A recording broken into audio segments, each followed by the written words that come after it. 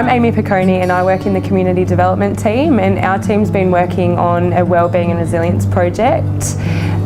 So Wellbeing and Resilience is more than just happiness. Happiness and joy does make up part of what Wellbeing and Resilience is all about, but wellbeing is more about what gives life meaning for you. It's really more than the happy, fluffy kind of stuff that people sometimes think of it as. So that's well-being for us. And then resilience is how can people bounce back from small challenges in their life. One of the really important things is when we talk about well-being and resilience, we're not talking about the clinical side of things. So some people do still need clinical help, and that's fine, but we're really looking at how can we increase wellbeing and resilience across the community, and what does that mean?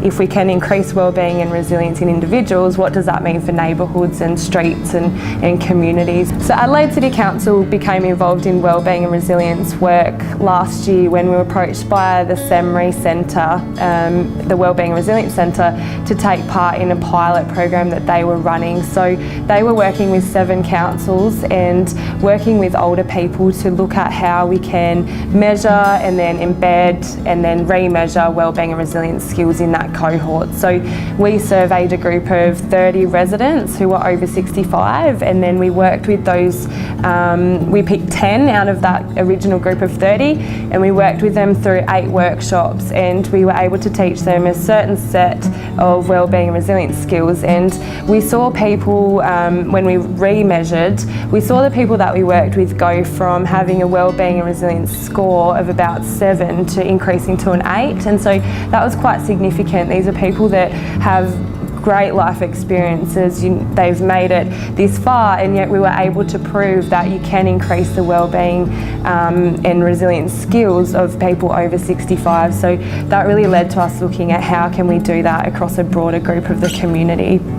We then took that idea to council, and it became, started to form conversations in relation to the strategic plan and how we might measure certain domains under the livable outcomes. And so we then took that back to council, and council endorsed for us to create a partnership with SEMRI to work on this further in the coming year, and particularly within the strategic plan as well. So we've now been able to form a partnership with SEMRI, and in order to commence this work, we've had to form a baseline measurement, and we really need to know what we're starting with in order to then move forward. And so we're setting about creating a survey for residents to see what their wellbeing and resilience is currently at, so that we can then have a baseline to measure against, but we also know where we're starting from. So the survey tool that we've chosen to use is PERMA Plus, and some of you might recognise that from the work that Martin Seligman did when he was a thinker in residence here in Adelaide. And so PERMA stands for positive emotions, relationships, meaning and accomplishment. And I left out engagement, that's the E. And plus stands for physical activity, optimism, nutrition and sleep. And so really we want to know how our residents doing across those domains. So we'll receive a score at the end of it out of 10, and we'll then have something to work from there. So the survey opens on the 23rd of May, and what we need everyone to help us do is to get the word out. We're really after residents.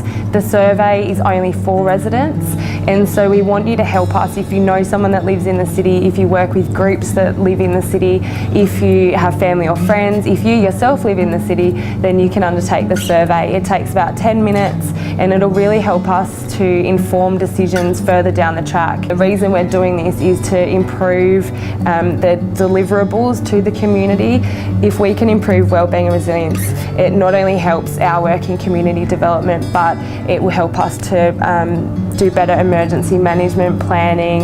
It helps us to know where the community might need further support, and it helps us to know how people can participate better in community life, which community engagement, asset planning, the list is endless. So if you do know people, please get them to help us by doing the survey, and the link's on the website.